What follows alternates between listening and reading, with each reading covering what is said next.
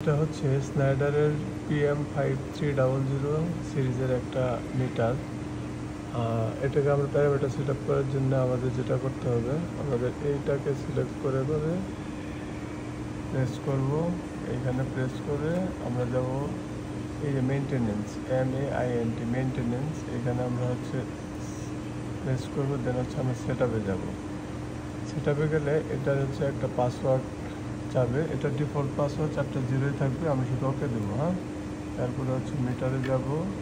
দেন হচ্ছে আমরা এই যে বেসিক্স, আমরা বেসিক্স যে এগুলো আছে, প্যারামিটারগুলো আছে, সেগুলো আমরা চেঞ্জ করব। তারপর হচ্ছে আমরা নিচের দিকে যাব, পাওয়ার সিস্টেম 3 ফেজ 4 ওয়্যার। তারপর হচ্ছে আমাদের এখানে মূলত যেটা চেঞ্জ করতে হয় যে সিটিগুলো, যে আমরা যে সিটিটা কানেক্ট করেছি সেটা কত এমপিয়ারের সেটা আমরা দিলাম। নর্মালি এই মিটারের সঙ্গে যেটা কানেক্ট করা আছে সেটা 4000 সিলেক্ট করা। তো দেন হচ্ছে সেকেন্ডারি আছে হচ্ছে 5, ফ্রিকোয়েন্সি 50, আর ফেজ রোটেশন ABC।